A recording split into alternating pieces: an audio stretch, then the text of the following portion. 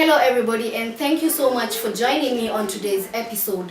Word on the Street is a news analysis and interpretation program that seeks to bring issues that exist in our daily life but are taken lightly yet affect our lifestyle.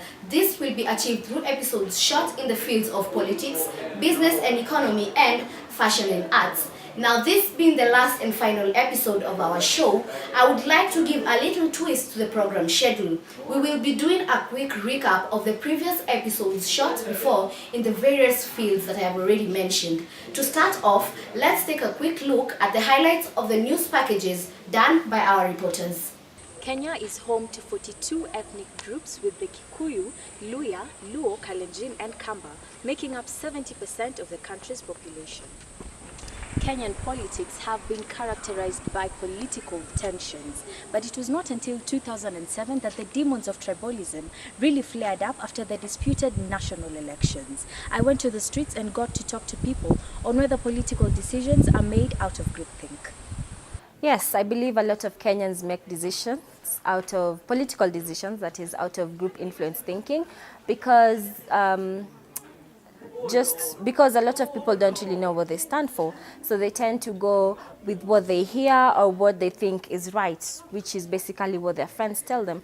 And most Kenyans, again, usually make political decisions because their families stand by that thing. So you find that they don't want to quarrel or argue, so they just choose to believe in a certain thing to make peace. Hiyo hata si tafadhali, yani hiyo ni obvious kwamba watu wengi wanapenda ku incline a certain political party kulingana na vile ambavyo maybe majority wako huko ama watu wako huko. So akisikia kwamba mtu fulani ana support mtu fulani, yeye hata bila kufikiria atakuwa huko, kwa sababu Wakenya tuna ile tabia ya wote wote. So tukiona kwamba rafiki yetu ama familia yetu ama rafiki yangu yuko katika hiyo political party, basi mimi pia nitaji-incline na hiyo political party. Kwa hivyo kwa ufupi, yes, watu incline na political parties. Yes, they do. Because I think the majority who have a say either have something to gain or are educated or they know their stand. So they tend to propel the others to have a say. And in short, I feel most Kenyans bendera ufata upepo. I definitely think that Kenyans are mostly influenced by what other people think. It's in their nature. We have seen it happen from years back in maybe Moi's time to up till now. So yeah, mostly Kenyans want to be like everyone else, so they end up doing what everyone else is saying. Yeah, that's my take. Since time immemorial, the bad legacy of ethnicity in Kenya still lives on. Attempts to slay the dragon of tribalism in Kenya have not been easy. Songs have been composed, commissions formed, and wars fought, all in an attempt to end the divisions within Kenyans. What does our expert have to say? I believe a lot of people make decisions on matters to do with politics based on group thinkings, because I take a good example of myself. I voted for the party I voted for, not because I chose to think as an individual, but as a group. Most people I knew were voting for a certain party, so that's why I myself ended up voting for a certain group, not because of my own individual effort, but as a result of group effort. So I think it's something that is so rampant across the country, and it affects a lot of people. Yes, of course they are. Reason being is because Kenyans rally their support behind someone who comes from their locality. That's one thing. Kenyans, number two, are ethnic. So it doesn't matter what policies the guy I'm voting for, what matters is he comes from my tribe. So of course, because tribe is a whole group, so they're gonna make the decision together. Kenya's ethnic diversity is both a blessing and a curse at the same time. It is time that we as the people stood out and made our decisions with a sound mind and not influenced by political figures who influence with ethnicity. For Word on the Street, my name is Linda Gary. How do we comprehend the meaning of the word art? To many, it is something that is crafted, molded, and created with imagination.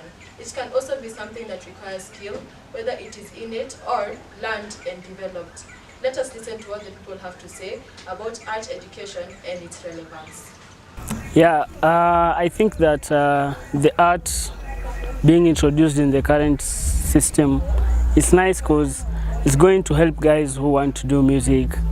You know, some of us were raised in schools, but you just can't do what you want to do.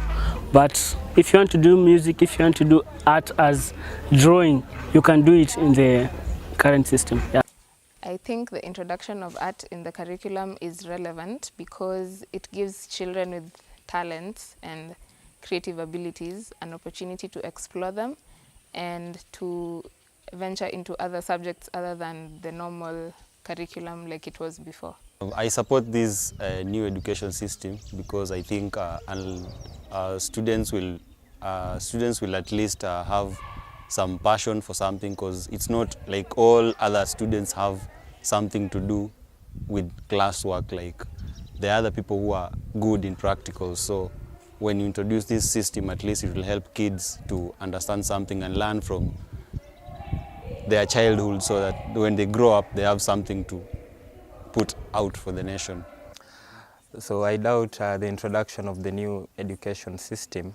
I doubt it's relevant to the young generation, basing on fact that this is a cosmopolitan era. So when we introduce art to the young child and the trends of this 21st century, that's irrelevant for the upkeep of the children.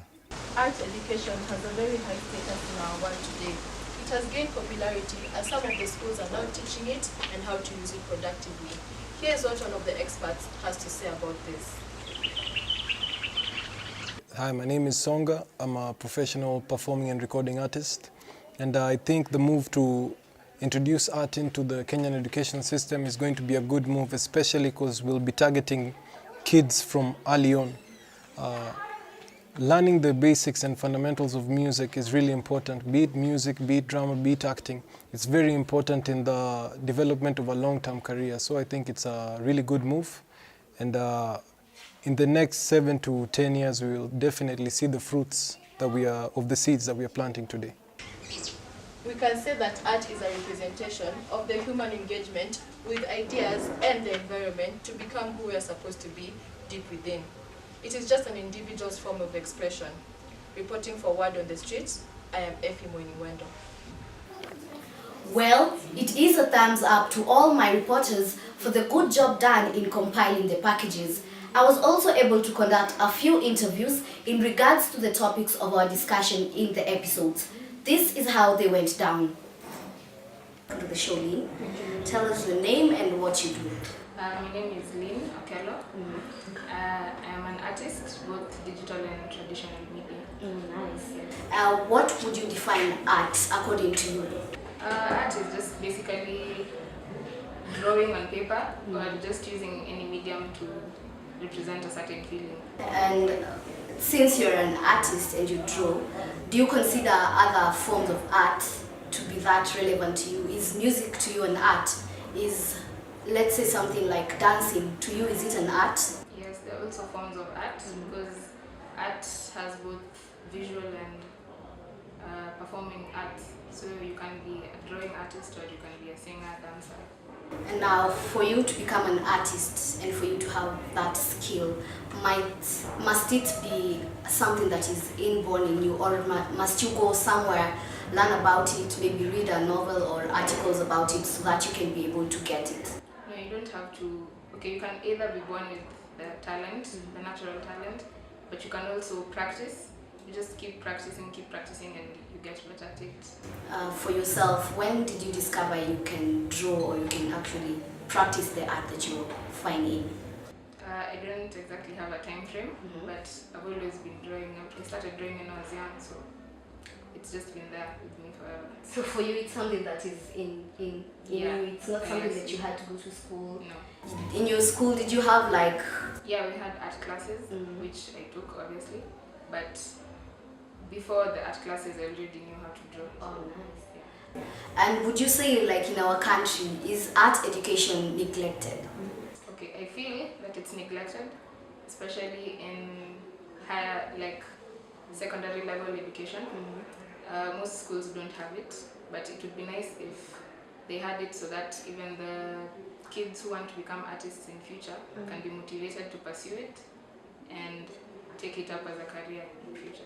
Now for you, since you've told us that your art is inborn in you, would you consider going to a school probably? Because are there schools that actually teach on art drawing? Yes, there are schools, okay, but I don't know many of them in Kenya. I only know one that teaches 3D animation. I've been there. But yeah, you can go to school if you want to learn, but you can also teach yourself at home. It's not necessary to pay for an art education. This is the episode where we're talking about politics, and today I have an honor of having a lady with me who's really passionate about politics. Her name is Sheila Chelagat. Sheila, thank you for joining us today. Now I would like us to get directly into the questions on politics.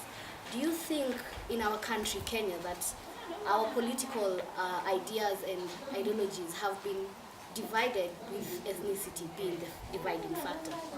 Actually, that's very, very true. We have been divided using tribal factors since independence, not now. Because if you look at 1992, there were chaos. 2002, there were chaos. 2007, there were chaos, and there were some tension in 2013 and 2017 election. So yeah, it's quite true, we are so divided. Now in our country, Kenya, if you look at most population, you see that the youth have a large percentage in it. Do you think this has contributed to the decisions that people are making? They're not, let's say, they're not really what used to be done before, because they are youth, maybe they're small in age, they're just doing it because they want to do it. First of all, youths are kind of not recognized one bit in this country. We always say the future of tomorrow are the youths of the nation, but that tomorrow has never reached. My father is still waiting for his tomorrow, and he's 60. My mother is 50. She's waiting for her tomorrow. And we are here at early 20s, late 20s, early 30s. We are still waiting for that tomorrow. So basically the youths have been neglected. It's like we cannot make any right decisions, because even during campaign season, that is the main thing, because they know we are the majority. That's their aim, to just get into the core of the youths. Don't you think that the youth don't support each other, meaning that they believe that another youth like me cannot lead me in a good manner? We actually do. We do support each other. Look at the election, this previous election. Sakaja is in his early 30s. He's a youth. We had him there. We elected him besides other people.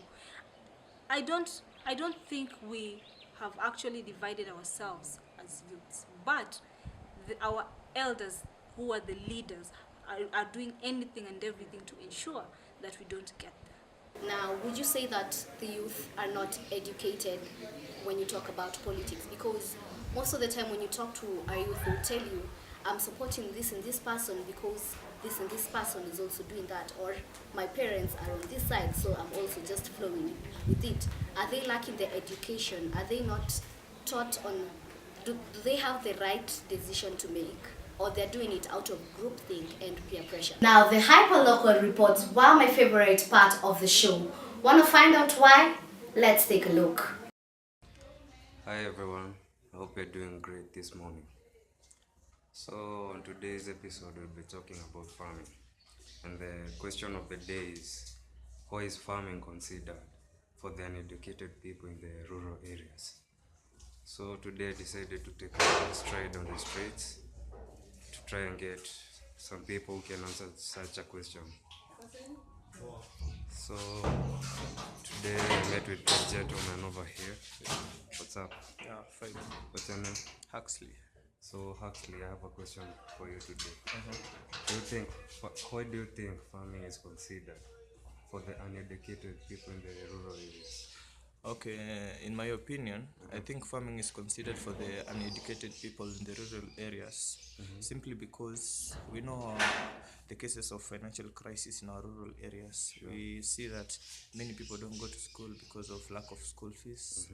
lack of food. So according to me, the reasons why it is considered, it is because those people in the rural areas have to go to the farm, do farming, then after their crops and everything have grown, they harvest them. Then from the harvested crops, they go sell, they get some money, and some go back to school and pay for their school fees, some get food for their families. So in my opinion, I think it's considered for the uneducated people because of the financial crisis. So yeah, for me, it's right to say so. So, but do you think the educated people can also do farming? Yeah, even the educated can do farming, but you know now they already have money and stuff to support themselves. So They are exposed to. Yeah. So there you have it. So thank you for watching. Till next time, guys. Thanks. Hello guys, I'm Glory Barrio reporting for Word on the Street. So today we'll be going out to the streets just to get a brief review of what people think about how and why artistic works are priced very expensively currently in Kenya. And I'll just be walking around, just meet a few people and ask them on their opinions on the same question. But sadly, the streets do look a bit empty today. So we'll just walk around, meet a few people. Oh, hi. Hi.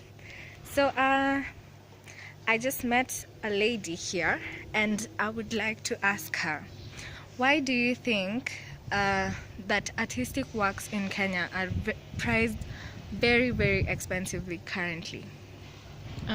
Because first of all, there are a few creative artists in Kenya, so obviously they will be expensive. Okay. Then I think for it, I know it takes time. I do art, by the way. Oh, I know nice. it takes a lot of time. Getting the materials are expensive, or maybe they're not adequate. They're not like in every supermarket you'll go to. Oh, So okay. yeah, that's why they're expensive. Okay. So in your own art, how much would you price? It depends with the size. Yes. Okay. So you if can I- come later and I'll show you. Okay. Yes. We'll do that. Okay. Thank you very much. That was our clip on Word on the Street. Thank you very much. Stay tuned for the next show. So hi guys, my name is Kimathi Mwangi, student at Daystar. The question for today will be, is Kenyan politics based on tribal lines or ethnicity? Yeah, so let me look around and see if I'll find someone who might just give an honest opinion on the question for today.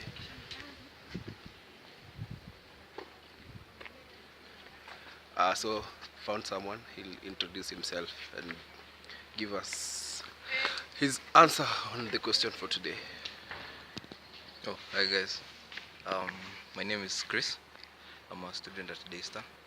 And based on the question for today, is Kenyan politics based on ethnicity? Well, I think it's true. Kenyan politics is based on ethnicity, based on the fact that in the recent election that we've just gone through, the political state of the country was based on two major political parties, or rather two party coalitions, which is NASA and Jubilee. When you look at NASA, it is clearly based on the Luo tribe and the Kisii and the Luya, while Jubilee is based on the Kalenjin and Kikuyu. So clearly we had some misunderstanding in which people are being slaughtered and killed because of the tribal lines. Because if you are Luo, you clearly support NASA, and if you are Kikuyu or Kalenjin, you clearly support Jubilee. So yeah, I think politics in Kenya is clearly based on tribal lines and ethnicity. So yeah. So that will be all for today. That's his honest opinion. I'm yours, Kimathi Mwangi. Thanks for your time. Coming up with a show or a program is not as easy as it may look and sound. I have been able to compile a couple of behind-the-scenes shots to show you the funny mistakes and retakes my crew and I had to go through to come up with this final production. As you have heard from Masiga, the youth should stop focusing on white-collar jobs and embrace farming as a job too. Did you know that 70% of small businesses are owned and operated by a single person? Let's take a break, but when we come back, I have a look. Oh, jai. Hello everybody, thank you so much for joining me on today's episode. Word on the Street is a news analysis and interpretation program that seeks to bring issues that exist in our daily life but are taken lightly yet affect our lifestyle. Now, this being the last and final episode of the show, I would like to give a little twist to the program schedule. We will do a recap of the previous episodes shot in the Fedias. Welcome back to the show. Now today we will be looking at a look. Thank you very much, Josephine, for that impressive package. Now, earlier on, I met with one Brian Jesse Masiga, and this is what he had to say about farming in Kenya. Well, it's a thumbs up for all my reporters for the good job done in compiling the capsule. Unfortunately, we have come to the end of this episode, but before I leave, I would like to leave you with a quote. Political language is made... Political language is simply... designed. Welcome back to the show. Today, we venture into the world of fashion and arts. Precisely, we look at art, pencil sketches, drawings, and paintings. Our reporter, Efimeni Mwendo, joins us with a... Unfortunately, we have come to the end of this episode, but before I leave, I would like to leave you with a quote. Political language is designed to make lies sound truthful and murder is made respectable. Respectable? Am I respectful? Welcome back to the show now. Today we are talking about business and specifically farming in Kenya. Our reporter Josephine Gikaru. Well, that's all I had put up for you. I hope you enjoyed every bit of it. Most importantly, thank you so much for taking your time to tune into Word on the Street show. I have been your host, Caroline Waihoini. Until... Hello and welcome to yet another episode of Word on the Street. This is a news analysis and interpretation program that seeks to bring issues that exist in our daily life but are taken lightly yet affect our lifestyle. This will be achieved through episodes shot in the fields of politics, business and economy, and fashion and arts. Today, we will be looking at business and farming. Distracted. Today we'll be looking at farming, Cynthia. Not. Well, that's all I had put up for you. I hope you enjoyed every bit of it. Most importantly, thank you so much for taking your time to tune into Word on the Street. I have been your host, Caroline Waihoini. Until next time, stay safe.